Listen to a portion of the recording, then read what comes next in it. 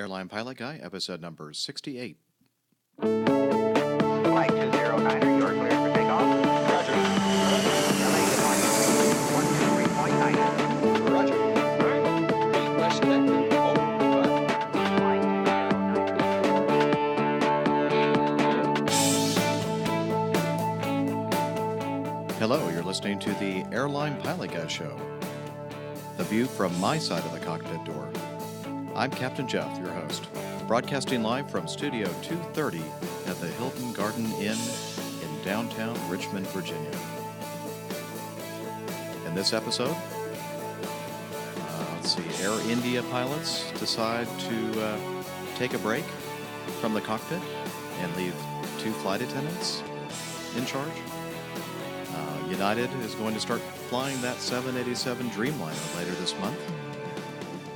A man shoots himself at the Houston Intercontinental Airport in Houston, Texas. Your feedback and much, much more. So get all settled in, tray tables and seat backs in their upright and locked positions. Electronic devices powered on. Flight 68 is ready for pushback. Hello and welcome back to the Airline Pilot Guy Show. And can't wait to get started here today. I know it's been about a week, I guess. And I tried to record this show a couple days ago. Actually, I had a trip, 2-day trip, Tuesday, Wednesday, and it didn't really work out. It was kind of late. Didn't get here into Richmond until late in the afternoon. And then I got a little tired and hungry, so I thought, no problem, I'll do it when I get back to the room. And then I got back to the room and I thought, I really don't have much time to get a good night's sleep, so I'm going to go ahead and do it tomorrow instead, maybe. So the next day, early in the morning, I get a call from Acme Tracking, and they say, hey, your 6 o'clock departure this morning? Well, it is not going to go because the airplane that came in last night is broken. And we want you guys to kind of stay around and babysit the thing, and then when it gets fixed, then we're going to have you fly it somewhere, do a ferry flight, which means operate the airplane without passengers, and most likely without flight attendants. And we went, okay. So he said, probably going to be ready in about 4 hours or so. So I'm thinking, okay, well, I'll go and grab a bite to eat for breakfast, and then right before I left the room to do that, I get another call from Tracking, and they say, you know what, I don't think that they're going to have this thing fixed at all today, and so we're thinking about just having you stay the full day there, and then try again tomorrow. And I went, oh, that's even better.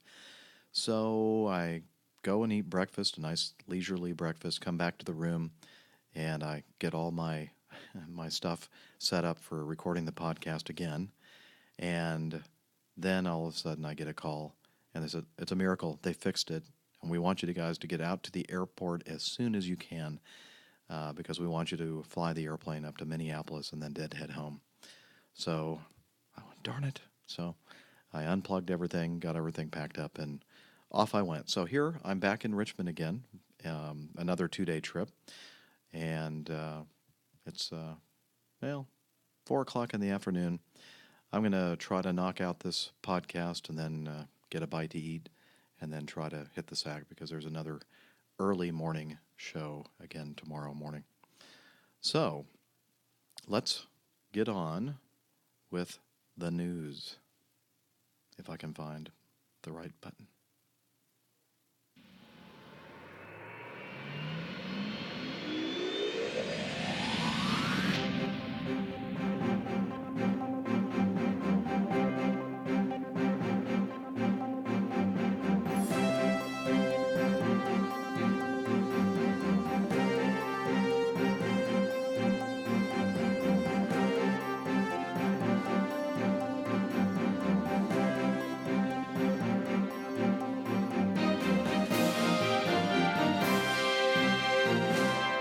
Well, kind of a sad thing in Houston at the Intercontinental Airport. This was last week sometime, perhaps a little bit longer than that. A man shot and killed himself in the pre-screening area of Terminal B. And the suspect walked into the ticket area about 1:35 p.m., fired at least 2 shots in the air, according to witnesses. And as soon as he walked in, he just automatically started shooting quickly, said an employee at the McDonald's there in the terminal. And Homeland Security special agent heard the gunfire and confronted the suspect. He fired at the suspect at the same time the man shot himself in the head. So kind of a traumatic event at Houston Bush Intercontinental Airport. And I'm still not sure exactly why this man did this. Apparently he left some notes saying that he was going to do this. And again, I'm not sure if they have determined exactly why he wanted to shoot up some people. But then again, crazy people don't really have to have a reason, do they? So sad, but true. Okay. You may have heard about this on some other aviation podcasts. I know I have. And by the way, again, I would like to say thank you to the aviation geeks, actually the airplane geeks at the Airplane Geeks podcast. The Airplane Geeks podcast? I don't know what I'm saying. Anyway, thank you for having me as a guest about 3 weeks ago now. And I'm still getting some new listeners to my show because of the appearance on the Airplane Geeks podcast. Had a great time. And if you haven't already checked out the Airplane Geeks podcast, you should, because it's one of the best out there. And they talked about this on their last episode. And, of course, I'm saying the last episode. Maybe they already have a new one out. I'm not sure about that. Maybe today. But anyway, they talked about this little news item here about Virgin America. It's called Getting Lucky at 35,000 feet, seat-to-seat delivery. It starts off, we've all been there. You're on a flight, and that guest in 18C catches your eye. What do you do? In junior high, I would have asked my best friend to pass a note. In college, I probably... You know what? I have a feeling I've already talked about this. Maybe I did already talk about this on a previous podcast. Anyway, I guess if you want to try to pick up somebody on a Virgin America flight, you can through their in-flight system. You can say, that person over there in 18C looks pretty hot. I'm going to buy them a drink or something. So I'm not sure if this is going to work or not. It sounds to me like an opportunity to hit on poor, defensive young ladies, attractive young women, and or well, not even attractive, but this just seems like more of a bother to me than anything else. So we'll see how long this lasts. Let's see. I received some feedback from Nash in Hong Kong, and he sent me a link to this article, and it involves a Air India crew that they were en route from, let me see, I'm trying to find the article here, from Bangkok to New Delhi, and they left control of the plane in the hands of 2 flight attendants while they rested in the business class section for a portion of the flight. And Nash writes, let's see, well, he gave me the link, and he said, this is Nash, I thought I had more here. Anyway, he gave me a link to this article, and he said he finds this completely unacceptable and unbelievable how such things happen. My question, do you think that the autopilot may have disengaged itself? Have you ever seen that happen? Your comments will be highly appreciated. Okay, so let's get to the article. The crew that operated an Air India Limited international flight last month are being questioned by India's aviation regulator over allegations both pilots left the cockpit during the flight to nap, an assertion the flag carrier denies. Several Indian media outlets reported earlier that the pilots on the April 12th flight between Bangkok and New Delhi left the control of the plane in the hands of 2 flight attendants while they rested in the business class section for a portion of the flight, which takes about 4.5 hours. According to the reports, one of the flight attendants inadvertently cut off the aircraft's autopilot function, forcing the pilots to rush back to their seats. And then Air India says it is categorically stated that at no point of time The cockpit was left unattended by the cockpit crew. The airline, however, suspended one pilot and two flight attendants on the flight after it found out that the two flight attendants were in the cockpit for a prolonged period. And Air India did not elaborate on that. And apparently it was an Airbus 321 flight, again, from Bangkok to New Delhi. And I don't know. I find it incomprehensible that, I mean, I could almost believe one of the pilots leaving, taking a nap in business class, and having somebody come up to occupy his seat. But I can't imagine the other pilot basically relinquishing control of the jet to another flight attendant. So you have two flight attendants up in the cockpit, without supervision. That's just amazing to me and almost unbelievable. And to answer your question, Nash, about do you think the autopilot may have disengaged itself? Sure, that could happen. And yes, I have seen it happen. That's why if they ever come up with this idea of these autonomous airplanes or even airplanes controlled from the ground, passenger flights, without pilots in the cockpit to at least monitor what's happening, I ain't getting on that airplane, because I have seen it way too many times where the autopilot just decides, I'm not going to work anymore. I'm going to turn off, and you have the airplane. So yes, I have seen it, Nash, and I hope they get to the bottom of this, because it's just, as I said, incomprehensible that both pilots left the cockpit. Now, I've heard of it in the past. You may remember a story a few years back where, I don't remember what airline, it was an international airline, that one pilot went back to use the bathroom, and then the other pilot left for some reason, maybe to be funny, and they locked themselves out of the cockpit. I guess kind of funny now to think about it, but it wasn't very funny back then.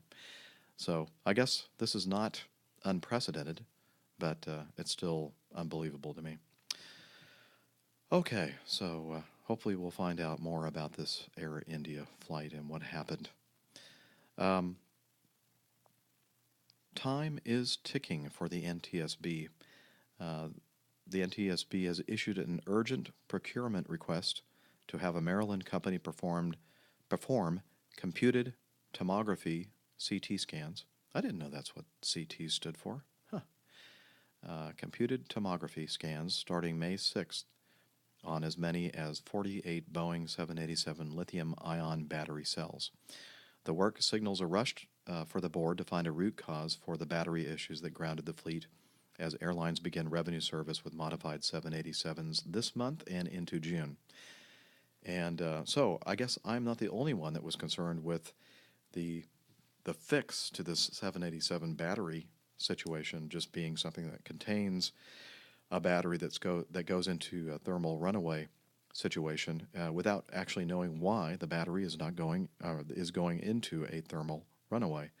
So apparently the NTSB is kind of concerned about that as well. So the work is expected to take 1 week, with a final report issued no later than 10 days thereafter. The request comes 2 weeks after the FAA on April 19th approved Boeing's fix for the battery problems that grounded the 50 aircraft fleet in January following two battery incidents, one on the ground and one in the air. So hopefully the CT scans will provide some information about what it is that is causing the thermal runaways, and then perhaps they'll come up with a modified design so that we don't have to worry about finding some kind of a device to contain the potential fire and fumes associated with it. So there we have it. And speaking of the Dreamliner and 787 flights, United announced that they are going to resume their service of the 787 on the 20th of this month. And let's see, it'll be the airline's first flight on this jet since it was grounded by safety regulators in mid-January. Ethiopian Airlines, as I mentioned last episode, has already resumed passenger flights. Qatar also resumed its Dreamliner service last week, returning the jet to service on its Doha-London route. And in India, the Wall Street Journal reports that Indian regulators have cleared Air India to resume its Dreamliner flights. So, looks like they're getting back up in the air. So far, I haven't heard anything about any problems with batteries. So, we'll keep our ears open and eyes open for any news regarding that. Hopefully, they've got that thing figured out. Now, let's go over to this. I was looking through some of the reports on aviation, the Aviation Herald, which is aviation or avherald.com. And this involves a Delta 757 that kind of ran out of luck, it seems. They were originally a flight from, let's see, where did they start? From Cancun, Mexico to Atlanta with 185 people on board, en route at flight level 310, about 180 nautical miles southwest of Tampa, Florida. And the crew reported sparks in the cockpit when pushing a button and decided to divert to Tampa. I said, don't push that button anymore if there are sparks coming from it. Anyway, emergency services were put on standby for the arrival. The aircraft landed safely on Tampa's runway 19 right about 35 minutes later. Okay, so apparently maintenance takes a look and fixes the problem, and they tell everybody, hey, great news. We're going to continue on to Atlanta. And have a little bit of audio to listen to for the ongoing flight from Tampa, trying to get these folks from Cancun to Atlanta with a little unscheduled stop in Tampa, Florida. So they have the button fixed, and now we hear this on Air Traffic Control Radio. 534, wind 13010, gust 15, runway 19 right, clear for takeoff. 19 right, clear for takeoff, Delta 534. Yes, let's go. Delta Let's go. 534, declare emergency. We got to go back. Lost an engine. What? Okay, Delta 534, turn. You want to come back for the one left or right? The wind 120 at 7, gust 15. Sorry, say again. You want to land to the north or to the south? To the south. Just take us around quick, please. Okay, turn right, heading at 360. Use caution for the antenna south of you. Minimum safe altitude net area 1007. 360, Delta 534. And Songbird 502 on final runway 19 right, and we'll clear the runway as quick as we can. Songbird 502, just change the runway 19 left. Runway 19 left, clear to land, wind 130 at 7, gust 15. Okay, land on 19 left, Songbird 502. Delta 534, the wind 130 at 7, gust 15. Runway 19 right, clear to land. 19 right, clear to land. Delta 534. Delta 534, we got 25,034. We got 25,200 pounds of fuel that's showing on the gauge right now. Delta 534, how many souls on board? 185 souls on board. Delta 534. Yeah, we've got the 75 in sight, visual on 19 left. CAX 905, clear to land, runway 19 left. The Delta's got an engine out. He may turn wide. Keep him in sight. Maintain visual separation. Okay, we have him in sight, and separation's not a problem. Okay, just 9 right. Right. And R4 Tampa, the Delta pilot is requesting to know if you saw any kind of smoke from the right side engine. That'd be a negative, sir. Taxi, we need a taxi back to the ramp. Delta 534, roger. You can proceed to the gate. The emergency equipment will escort you there. I think I'm Delta 534. Sure. All right. Well done, Delta crew, on that 757 on April 28th. So they get the first problem fixed. They take off, and shortly after takeoff, they lose one of their engines. Let's see. Do we have any more information about it? Nope. Just that they lost the engine, and or they had to shut it down for some kind of a problem. And let's see, emitted a number of bangs and streaks of flame. That's what happened there. That's what the clue was, that something was going wrong with that engine. So they brought it back around. Initially, the tower controller asked if they wanted to. They took off to the south, and the tower controller was wondering whether they wanted to do a quick turnaround and land the opposite direction if they needed to get on the ground quickly. And I think they wisely decided to continue around the pattern, go through the checklist procedures that you go through when you shut down an engine, and kind of just, wind the clock and think about what's happening, making sure you dot all the I's and cross all the T's and make sure that all the checklist procedures are completed before you rush into something and create more emergencies than you already have. So they declared the emergency.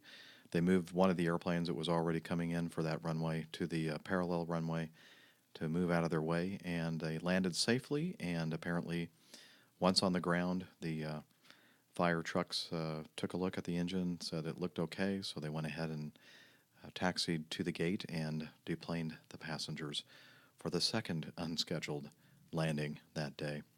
Apparently, Delta Airlines flew another airplane down to Tampa to pick up these people and finally bring them back to Atlanta. So what an ordeal for those folks. But thought you might be interested in listening to that recording. And again, a job well done, guys. And let's see. We already talked about that. Oh, this is something that I wanted to talk to you about that I'm kind of concerned about. And if you're a professional commercial airline pilot or even just a passenger that flies a lot, you should be concerned about this too, I believe. And I'm sure you've heard this and seen this on the news. 8 months ago, Cody Wilson set out to create the world's first entirely 3D printable handgun, and now he has. If you've never heard of 3D printing, by the way, it's a device that is available. I'm not sure how much they cost now. I think they're about $5,000. Maybe they're less now because more of them are out there. But it's a printer. They call it a printer, but it's actually something that creates three-dimensional objects with ADS, or is it ADS? ABS plastic. And you can send the information to the printer, and it will create parts and models and figures and whatever you want it to create, including apparently a gun.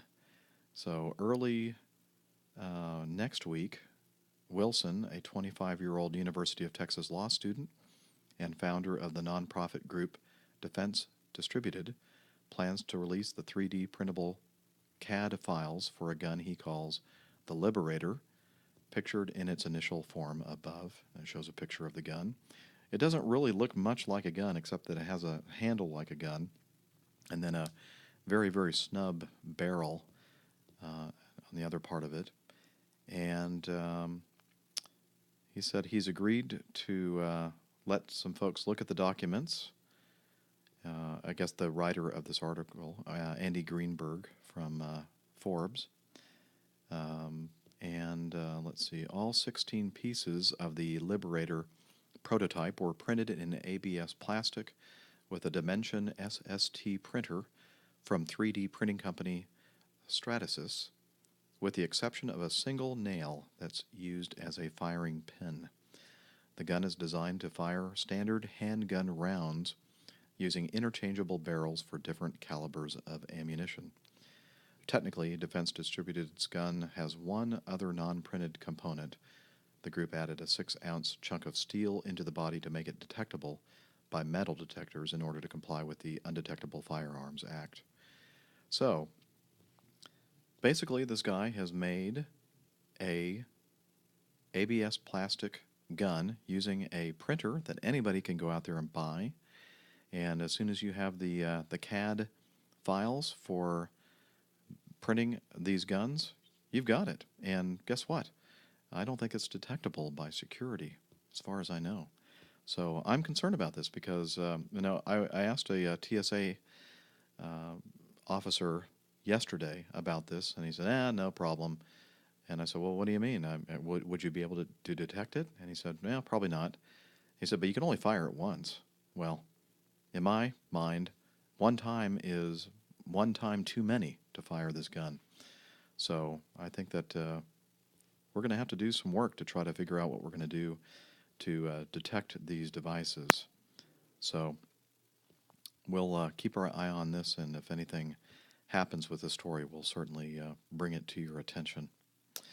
And finally, in the news, Terrafugia, I'm not sure exactly how to pronounce that, an Italian company that has done some work on creating a flying car may remember me talking about that on earlier episodes.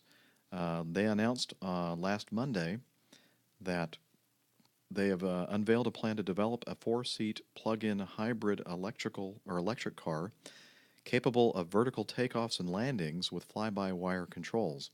The TFX is designed to be a flying car for all of us, says the company website. It will be safe, simple, and convenient, with a 500-mile range, 200-mile-per-hour cruise speed, and the ability to take off vertically from a clearing with a 100-foot diameter. No technological breakthroughs are required to make the design work, the company said. We believe these goals are achievable today. Wow, really? Are we getting closer to the George Jetson vehicle day? I don't think so. I think this is a pipe dream myself, and something that takes off vertically, has a 500-mile range, 200-mile-an-hour cruise speed. I think it's going to be quite expensive. I don't think that everybody is going to be owning one of these devices, and again, then you have the problem with people learning how to drive/fly this vehicle. I don't know. I'm skeptical. How about you? You think we're going to be all driving around or flying around in these flying cars in a few years? Let me know what you think. Okay, that's enough of the news. We have tons of feedback, so it's time to get on with that.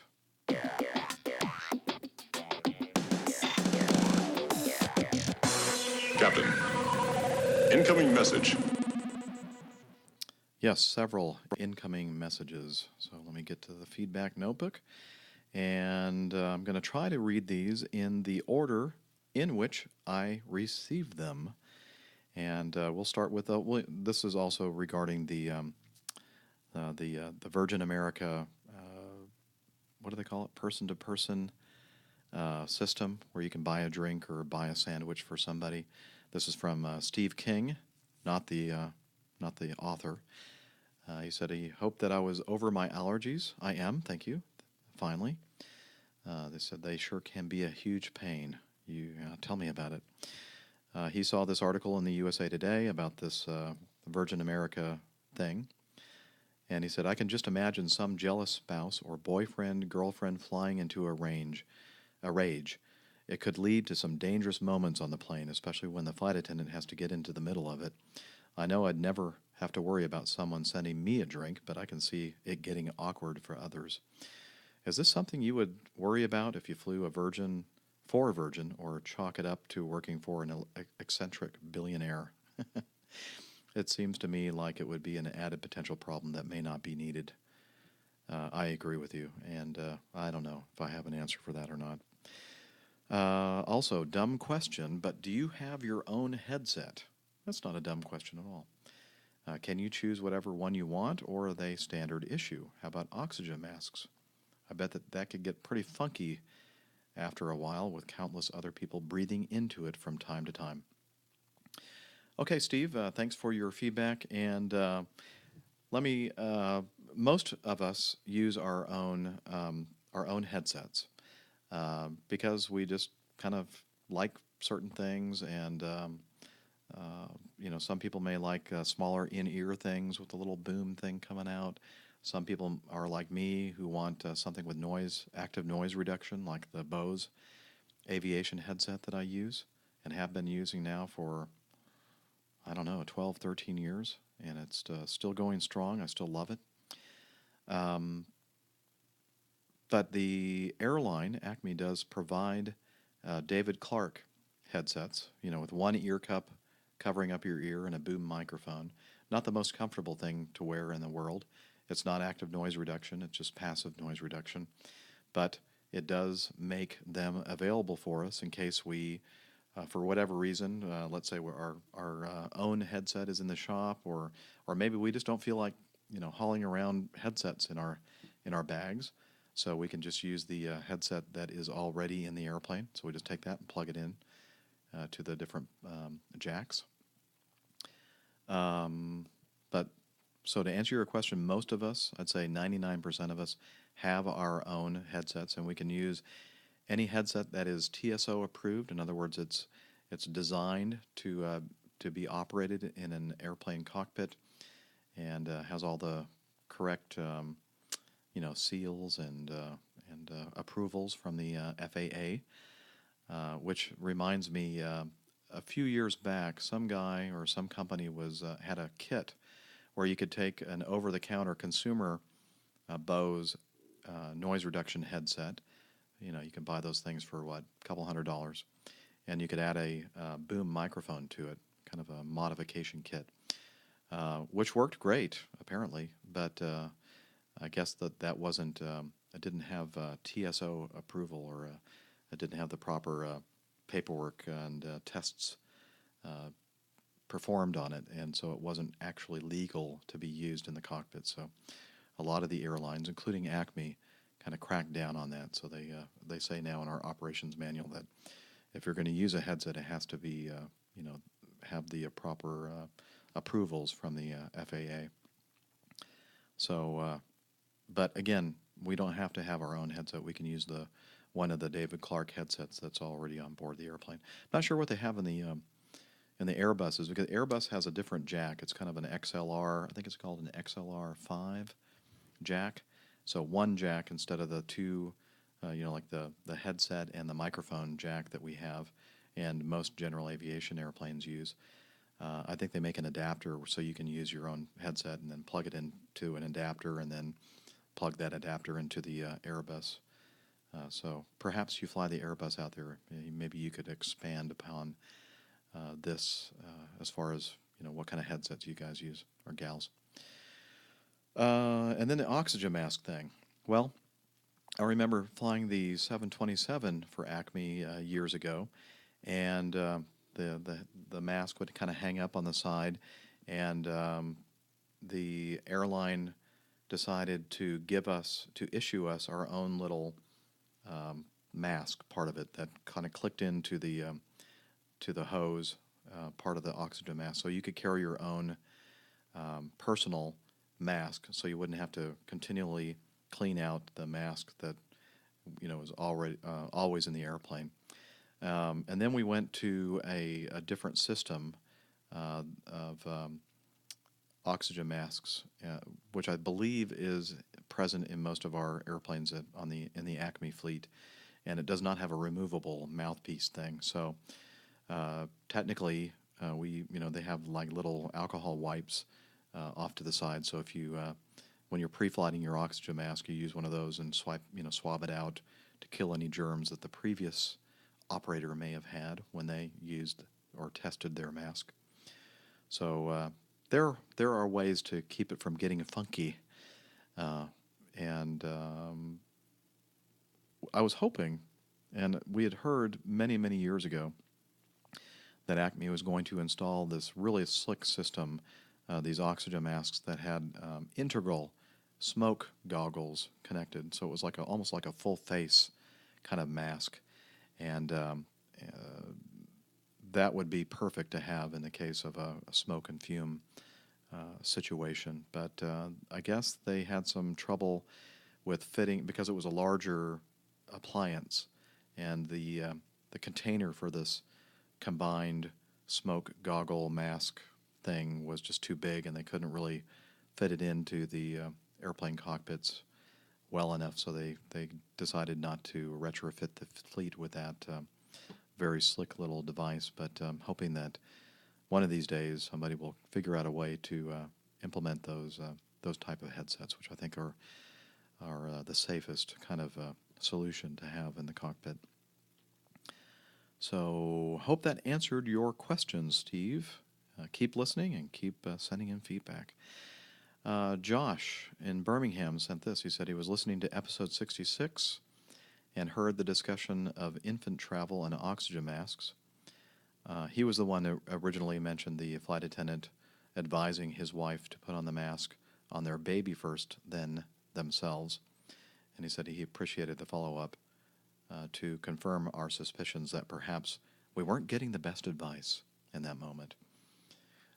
He said he wanted to add one detail to the conversation. We learned from flying with our son that on the smaller regional jets in a two-seat aisle, two-seat configuration, only one side of the aircraft has 3 oxygen masks. Generally, it's the right side or the first officer's side. This means that if you have an infant in arms, you are not allowed to sit on the captain's side of the aircraft with the infant because in an emergency, you would be short 1 oxygen mask, assuming both seats are taken by an adult. It's been my experience that ticketing and gate agents aren't always aware of this situation, so you have to ask questions and be diligent in choosing seats when flying with an infant. Flight attendants are always helpful in sorting this out, but it's just so much easier to get a useful seat assignment before boarding the aircraft with the tons of supplies required to travel with an infant. Hopefully that helps a few parents out there save some hassle. Thanks again for the great podcast. Thanks, Josh, for your comments and good advice. If you're traveling with an infant, make sure, especially if you're going to be in an airplane like the regional jets that have a limited number of masks, make sure that you're sitting on the correct side so that you don't have to switch seats after you're already on the airplane. Nilesh sent me a bunch of links again. Again, another link to the in-flight flirting, that Virgin Air system. Ethiopian and Air India resumed 787 operations. Yep, we talked about that. I didn't mention the fact that Boeing, even after all of these problems with the 787 Dreamliner, still managed to post a profit the last quarter, which is amazing, I think.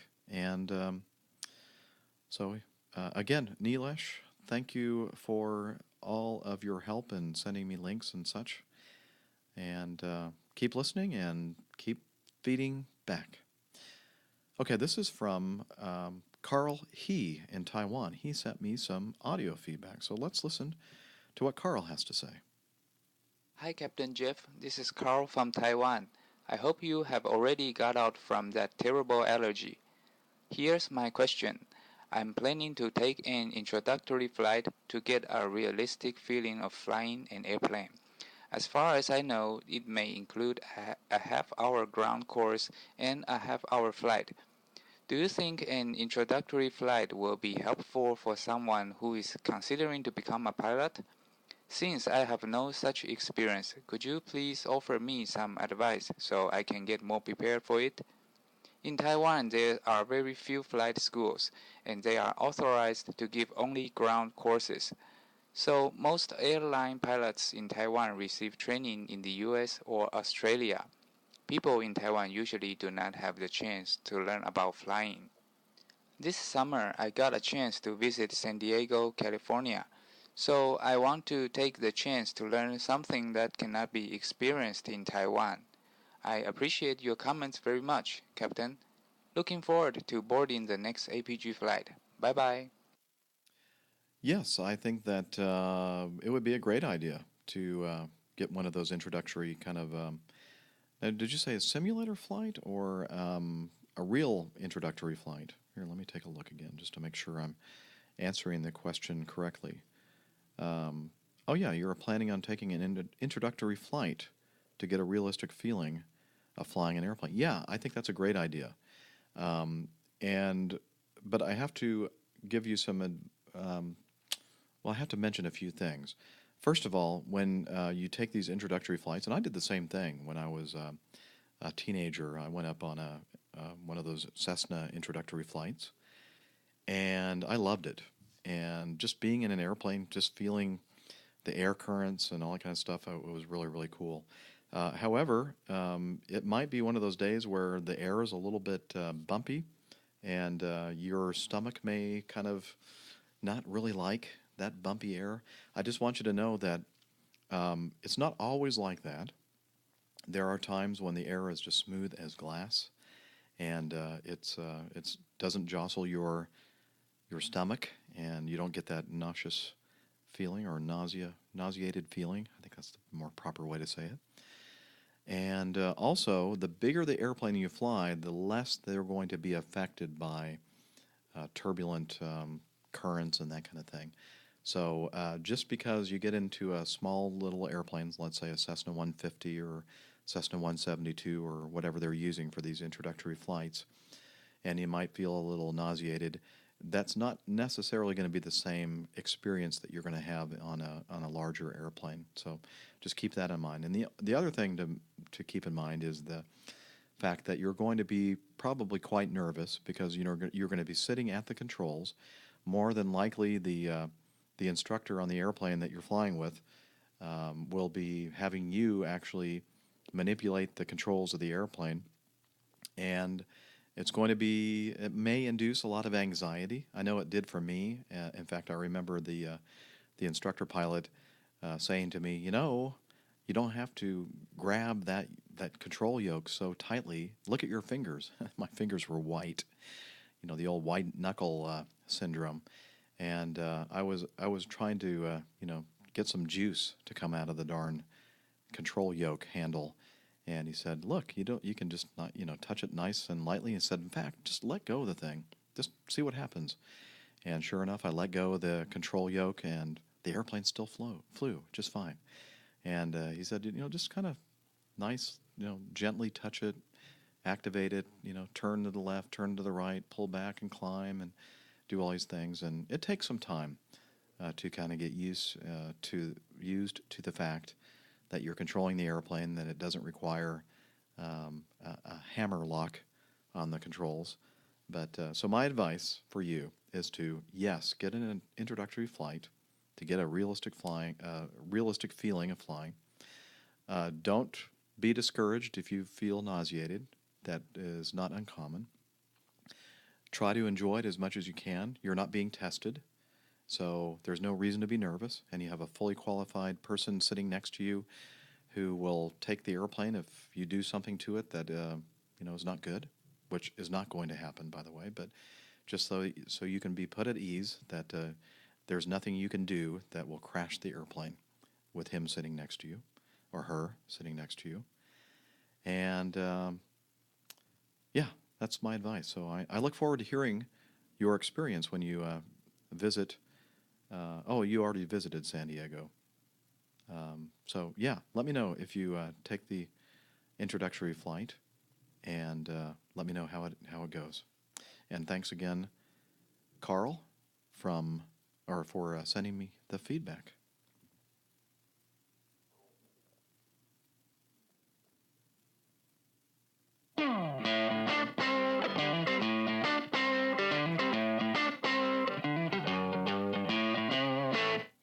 Well, speaking of feedback, let's hear some more audio feedback, this time from our friend Mike.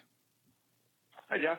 This is Mike Rogers calling from Maryville, Missouri, the land that global warming apparently forgot, because yesterday we had an accumulation of snow on the ground, and it snowed the entire day. This was May 2nd or so, which is just absolutely unbelievable. Anyway, the reason I'm calling is to ask a question.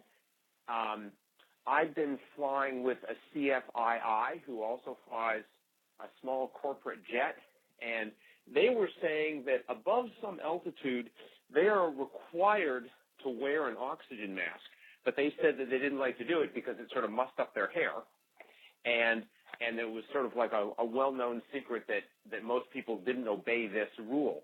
So I was just curious, is there such a rule? Is it different for airline pilots and sort of the corporate jet type, and just what you know about it?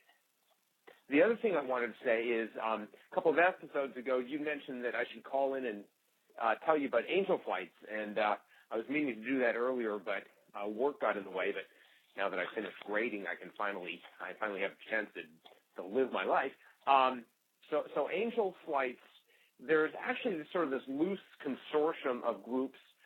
Basically, the idea is this: you have people who need medical care.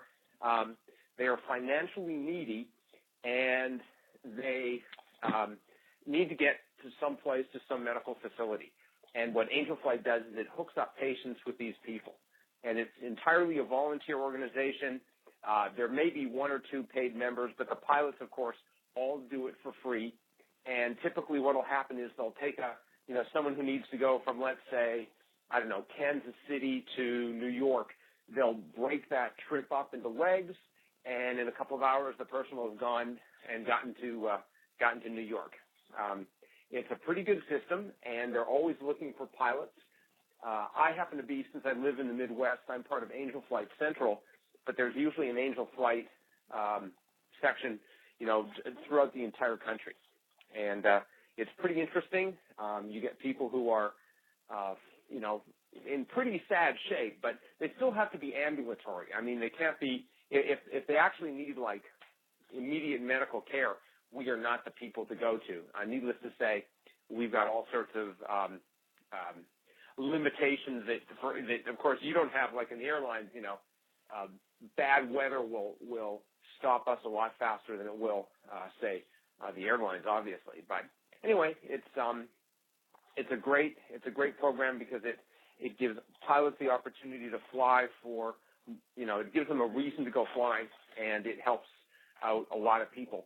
So if any of your listeners are interested in, hi Jeff, this is Mike Rogers again. Once again, your voicemail messaging machine reminds me that I talk too much. Anyways, I was just going to say that if any of your listeners are interested in participating in Angel Flight, I mean, they need people as pilots, they need people to help with ground transportation and so forth.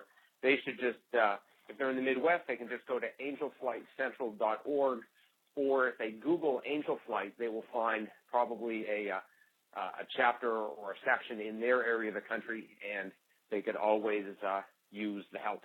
So anyway, that's it for now from Maryville, Missouri. Keep up the good work. I love listening to your podcasts. They are really an absolute delight.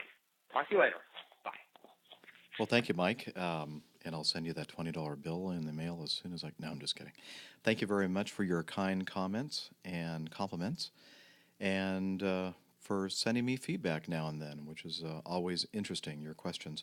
And thank you for filling us in about Angel Flight. That is an awesome volunteer service that you participate in.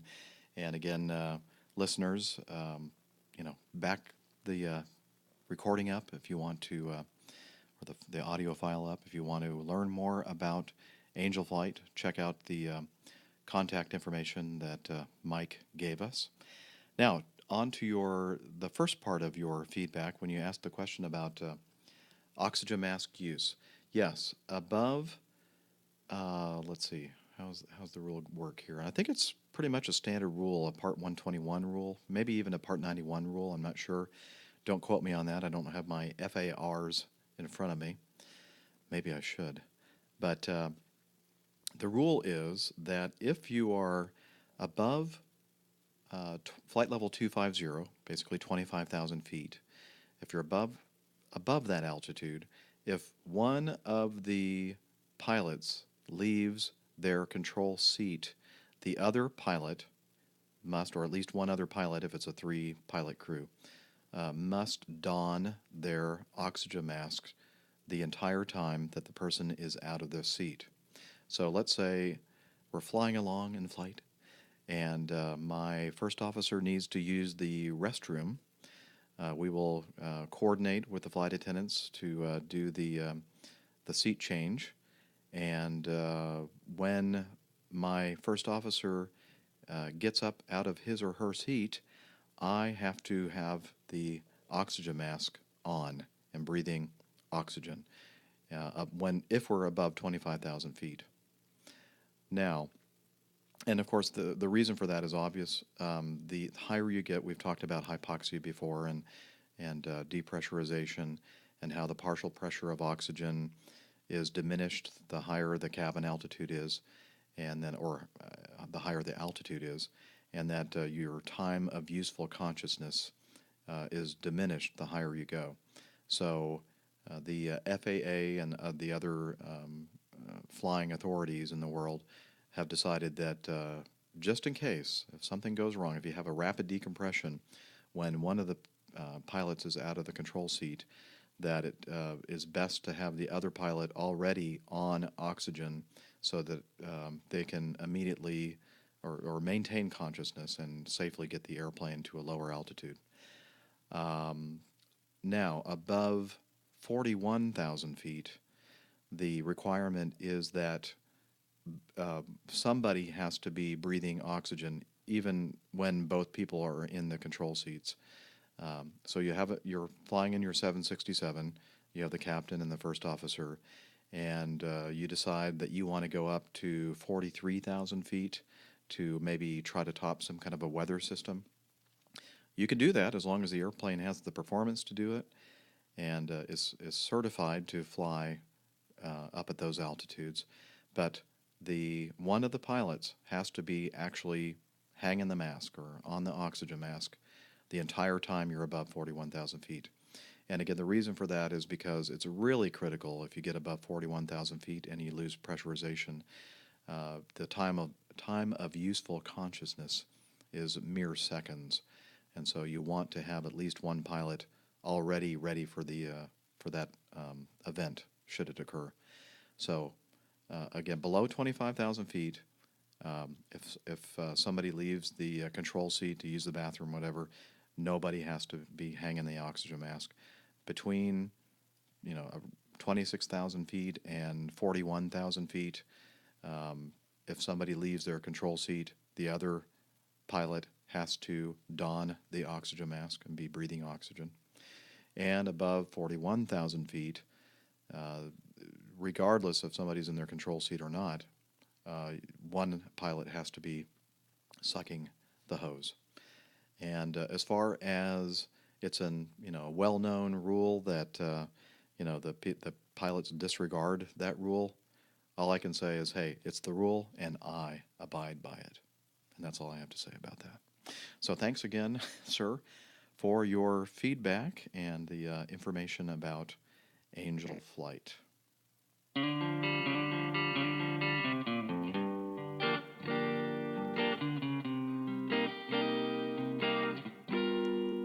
Okay, some more feedback. This from Renato. He says, hey, Captain Jeff, thought you might get a chuckle out of this. Take care.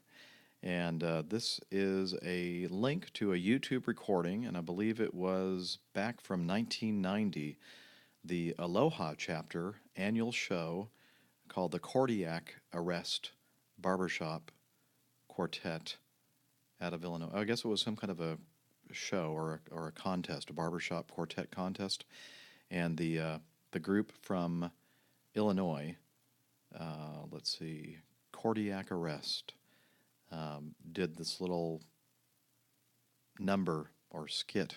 Actually, it's both. The YouTube you really have to watch the YouTube video to see these guys dressed in their Delta Airlines uniforms and talking about an errant flight back sometime in the last century. I'm not sure when. The flight was Delta Flight 502. And let's listen to some of the audio of the YouTube video.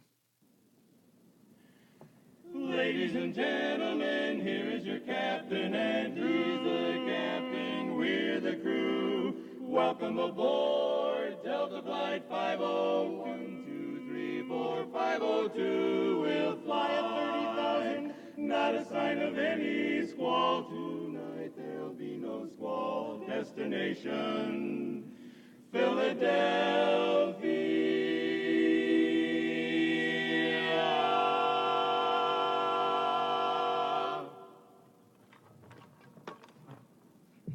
Now they're changing their positions.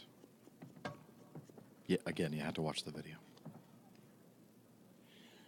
With any luck at all, when it's darkness on the Delta, and we don't know where we are, we can tell you it's Philadelphia. Called Darkness on the Delta. And apparently this flight got lost, and or somebody lost track of it or something. I'm not sure of all the details about Delta Flight 502, but you can watch the YouTube video.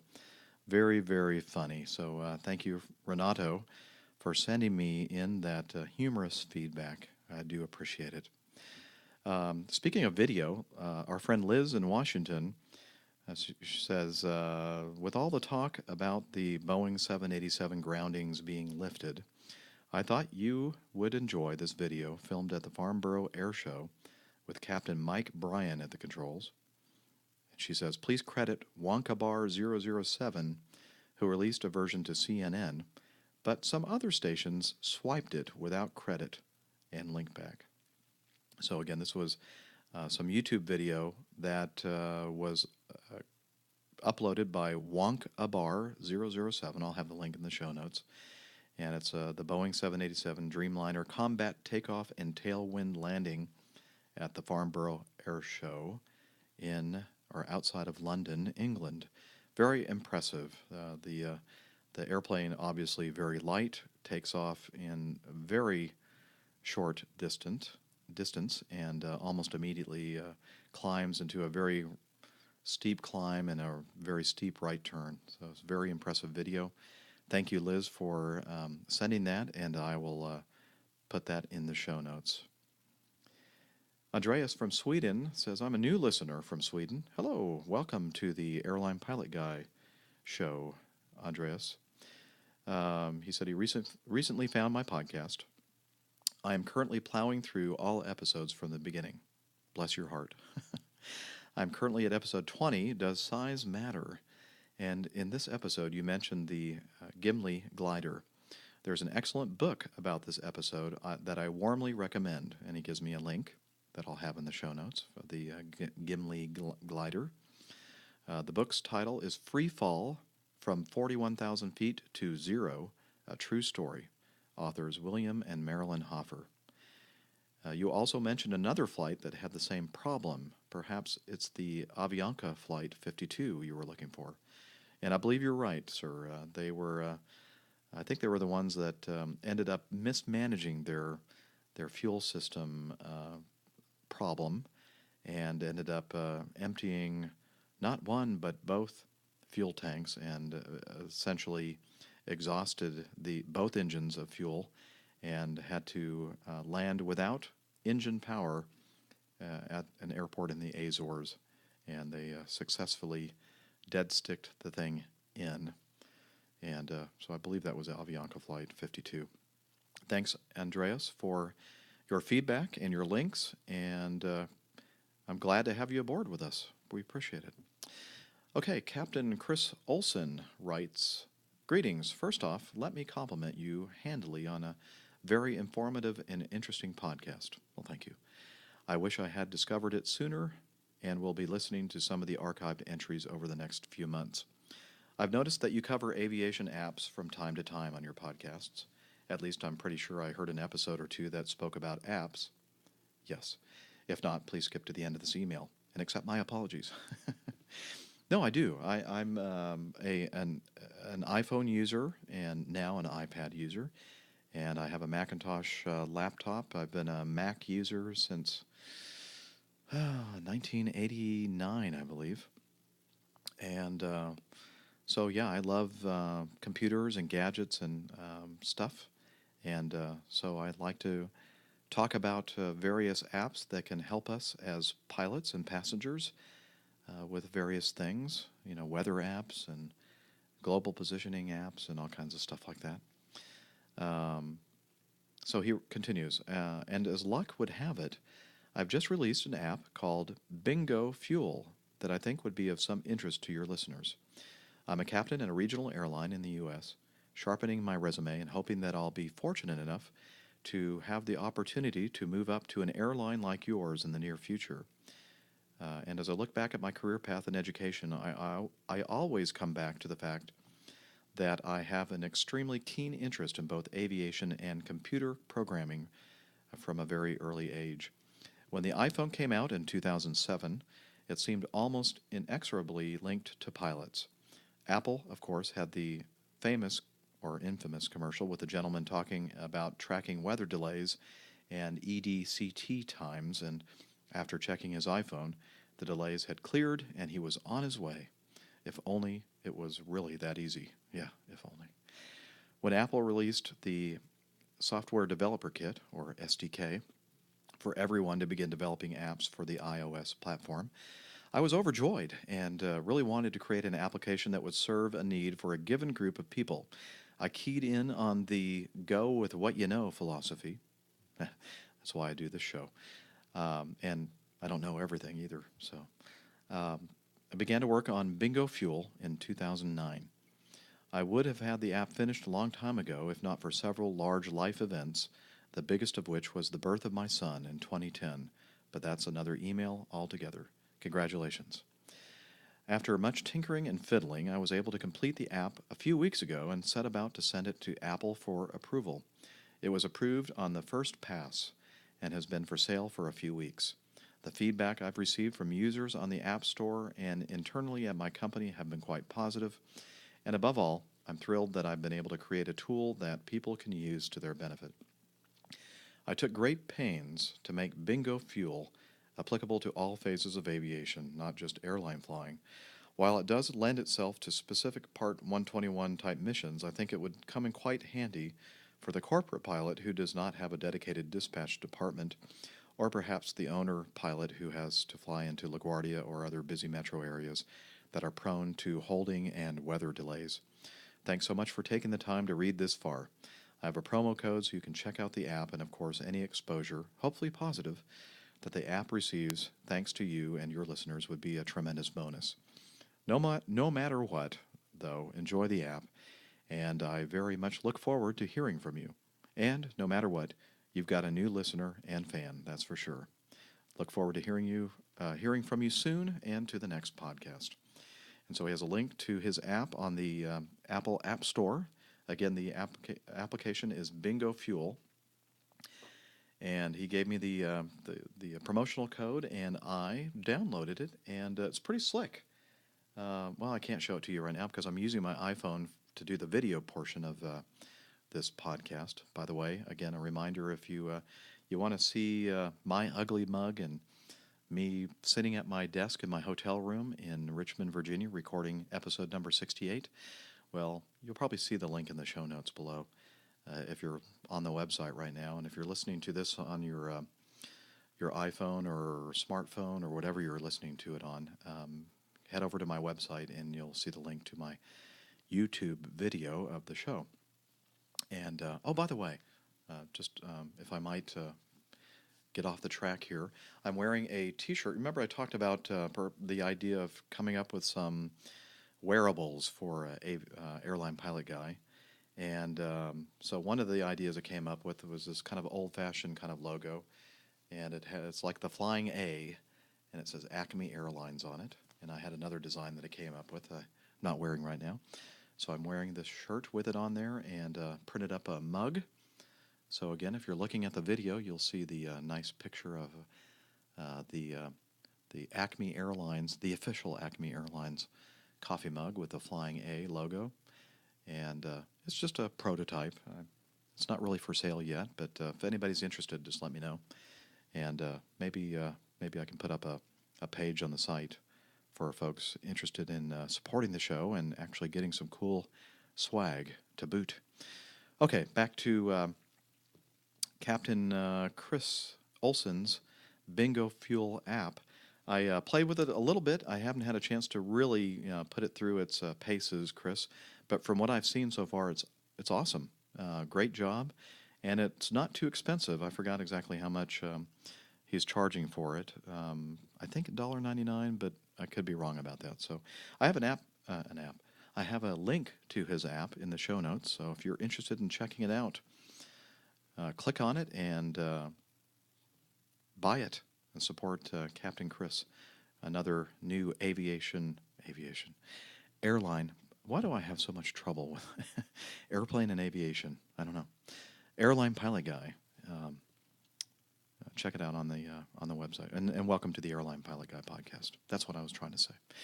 All right, let's move on here. Let's play a little sound effect for those of you who are looking for that kind of thing. There we go. I'm getting more used to this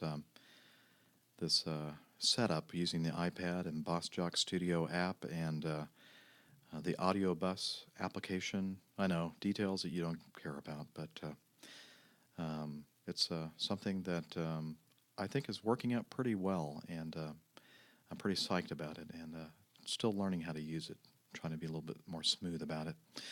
Okay, this is from Jeff Felmuth, and he gives me a link to his congressman pushing for a second cockpit barrier. New airline safety legislation would mandate the installation of extra cockpit security in order to protect pilots and passengers from 9/11 style terrorist attacks, its main sponsor said Monday. The current standard of requiring reinforced cockpit doors is not enough to prevent hijackings, but a relatively inexpensive secondary barrier can serve as a deterrent and give crew members crucial extra seconds needed to thwart intruders, says Representative Mike Fitzpatrick from Pennsylvania. No cost is too high to protect pilots, to protect passengers, and to protect our homeland, he said at the 9/11 memorial in the Philadelphia suburb of Yardley. Reinforced cockpit doors, which were mandated after the 2001 attacks, are occasionally opened so pilots can use the restroom or receive meals. During those brief intervals, pilots say, sometimes the only protection against a flight deck breach is a crew member with a meal cart. Fitzpatrick's bill, which is supported by the Airline Pilots Association, would require the installation of a wire mesh gate to protect the cockpit when the door is open. Current federal rules do not require the gates, and most planes flown by U.S. airlines do not have them. We know that terrorism is not going away in this country, and at 30,000 feet up in the air, it puts our passengers, our flight attendants, and crews in a very vulnerable spot, says United pilot John Barton.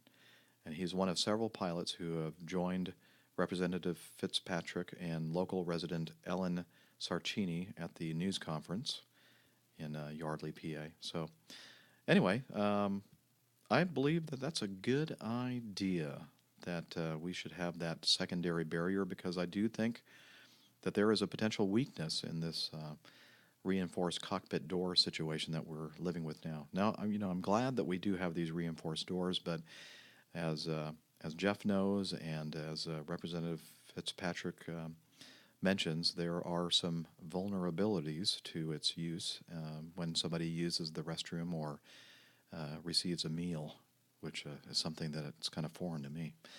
But anyway, so we'll kind of keep our eyes and ears open for information about how that goes as far as the FAA requiring these secondary barriers. And thanks again, Jeff, for listening and sending in feedback. This from Tillman Hireth.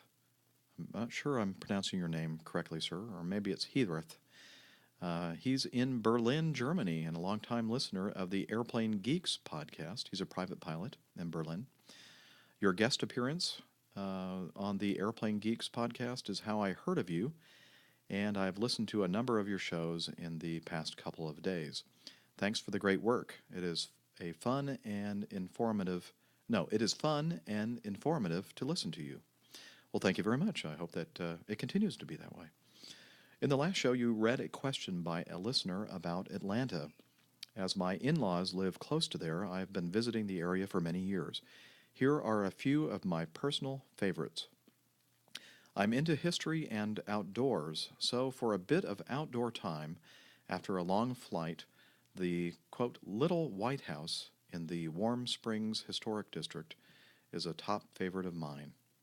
And that's actually outside the Atlanta area, a little bit of a drive south of Atlanta. Again, that's called the Little White House in Warm Springs.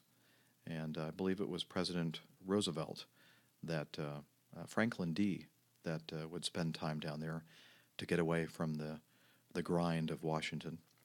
Also, Callaway Gardens in Pine Mountain, Georgia, is a nice destination to visit.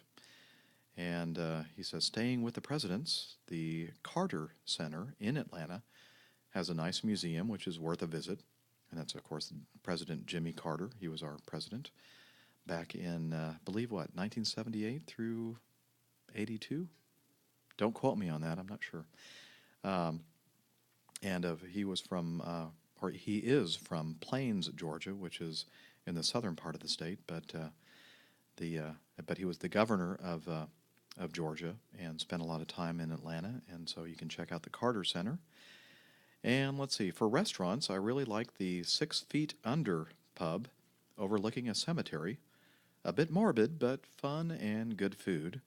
The Varsity is not necessarily a culinary highlight, but a great Atlanta experience.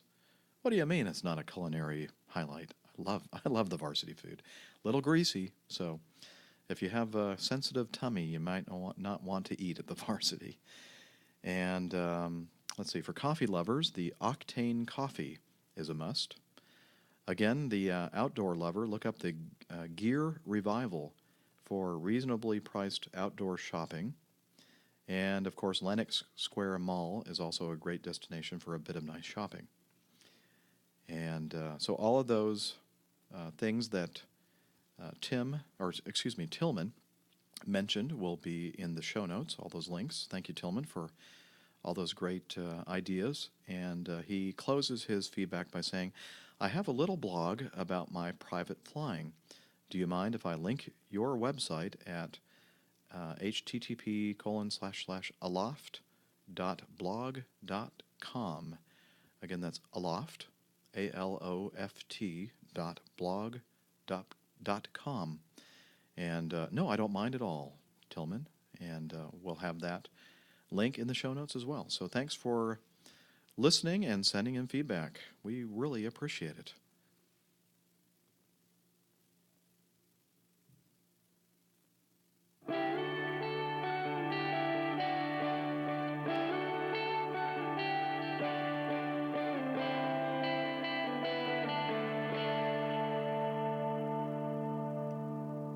Okay, let's see. This is from Luke.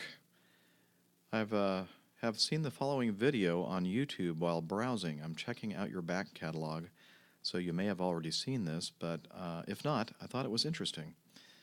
Interesting story to tell and future colleagues for this pilot on his first solo. And I just realized, oh, I know what this video is. The airport in Texas, I forgot exactly what the name of the airport is, but some airport in a rural area, I believe, of Texas, where the Cessna was coming in on his solo flight, on his landing, and on very, very short final, that black SUV drives by on this road, and the Cessna hits the van and basically crash lands on the runway, and the pilot was not hurt, and I believe the person in the van wasn't hurt. I mean, the SUV wasn't hurt either, but it could have easily gone the other way. And remember talking about, yes, we have talked about it on an earlier episode of the show, Luke, and I believe we were talking about the fact that this pilot was being interviewed and saying that he was never going to get in an airplane again. And then later on, I believe we updated the story by letting you know that somebody changed his mind after hearing that he was going to give up on flying, and he had come so close to doing his solo flight that I guess this person talked the man into pursuing flying, and so I guess he ended up getting his private pilot license, or is he's well on his way to doing it, and he's flying again. So yeah, crazy, huh? And we have talked about it on an earlier show, but thanks for bringing it up, Luke, and thanks for listening. This is from Pasadena Brian. He said, just wondering if you ever had a desire to pilot a spaceship, in particular Spaceship Two from Virgin Galactic, and then he has a link here to that. Or would you prefer to keep all your flying to levels less than 45,000 feet? If this space travel thing takes off, they will need pilots, astronauts really, to fly these machines. Do you have any idea how well the talent pool is stocked for these adventures? Safe flying, Pasadena Brian. And so the article he linked to is the successful first rocket-powered flight for Virgin Galactic. And this was back, I'm trying to find the date here. Well, it was just a week or two ago. And this is the Virgin Galactic, also, obviously founded by, or started by Sir Richard Branson. And they did this out in the Mojave Desert, and it was a successful rocket-powered flight. They reached 47,000 let's see. Upon reaching 47,000 feet altitude and approximately 45 minutes into the flight, the rocket SS-2 was released from WK-2. After cross-checking data and verifying stable control, the pilots triggered the ignition of the rocket motor. The SS-2 reached a maximum altitude of 55,000 feet and speeds of Mach 12. Wow, that's bad. Wait, is that right? I bet it meant to say Mach 1.2. I don't believe Mach 12 is even achievable. So I'll have to look into that. Anyway, so regarding whether or not I'm interested in being an astronaut, no. Personally, no. Now, I know a lot of the people that I fly with probably would like to do that, but not me. I have no interest whatsoever in being a rocket driver. So, thanks for your question, though, Pasadena Brian, and look forward to hearing more feedback from you in the future.